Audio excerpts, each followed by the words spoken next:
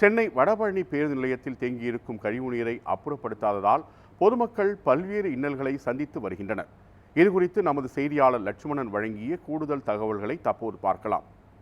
சென்னை புறநகர் பகுதிகளில் பல்வேறு இடங்களில் பார்த்தோம் என்றால் இந்த சாக்கடை கழிவுகள் சாலையில் தேங்கும் அவலமானது தொடர்ந்து தான் இருக்கிறது. அந்த வகையில் பார்த்தோம் என்றால் தற்பொழுது நம்ம இருக்கக்கூடிய காட்சியானது சென்னை வடபழனி பேருந்து நிலையத்தில் தான் நாம் நின்று கொண்டிருக்கிறோம். இந்த பகுதியில் பார்த்தோம் என்றால் கடந்த 2 நாட்களாகவே இந்த கழிவுநீர் முழுவதுமே இந்த பொதுமக்கள் செல்லும் சாலையில் தேங்கி இருப்பதாலும் பொதுமக்கள் மிகவும் அவதிக்குள்ளாய் வருவதாக தற்போது ஒரு குற்றச்சாட்டு எழுந்திருக்கிறது. அது மட்டுமல்லாமல் கடந்த 2 நாட்களாகவே இந்த கழிவுநீர் முழுவதும் இந்த பேருந்து நிறுத்தம் மற்றும் பேருந்து நிலையம் முழுவதுமே இருப்பதாலும் இதனால் பல்வேறு துர்நாற்றங்கள் வீசுவதாலும் நோய் தொற்று பரவும் அபாயம் இருப்பதாக பயணிகள் மற்றும் ஓட்டுநர்கள் மேலும் பொதுமக்களும் தொடர்ந்து ஒரு குற்றச்சாட்டு முன்வைத்து வருகின்றனர். இது மட்டுமல்லாமல் இந்த மழை காலங்களில் பார்த்தோம் என்றால் கழிவுநீரும் மற்றும் இந்த மழைநீரும் இணைந்து இந்த பகுதி முழுவதுமே சாக்கடை போல் காட்சியளித்து வருவதாகவும் இதனை மாநகராட்சி ஊழியர்கள் முறையாக அகற்றப்படுவதால் இதனால் பல்வேறு நோய் தொற்று பரவும் அபாயம் இருப்பதாக தற்போது இங்கு பயணம் செய்யக்கூடிய பொதுமக்கள் தொடர்ந்து தன்னுடைய கருத்துக்களையும் தெரிவித்து வருகின்றனர்.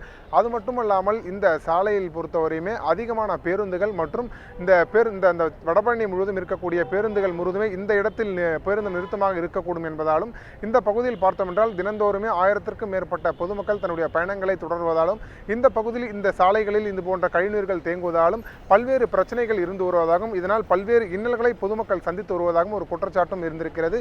இது மட்டுமல்லாமல் கடந்த 3 நாட்களாகவே இந்த பகுதியில் இந்த சாலை நீர் மற்றும் இந்த கழிவுநீர் தேங்கி இருப்பதாலும் பொதுமக்கள் மற்றும் முகம் சுழிக்கும் வகையில் இந்த பகுதியில் பொதுமக்கள் பயணிக்கும் வகையில் தான் தற்போது இந்த சாலை இருந்து வருவதாகவும் தற்போது ஒரு குற்றச்சாட்டும் எழுந்திருக்கிறது.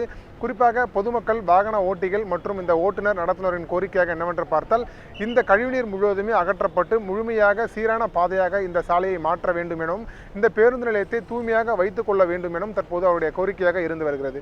நியூஸ் 7 தமிழ் செய்திகளுக்காக ஒளிப்பதிவாளர் சுந்தரனுடன் செய்தியாளர் லட்சுமணன், சென்னை.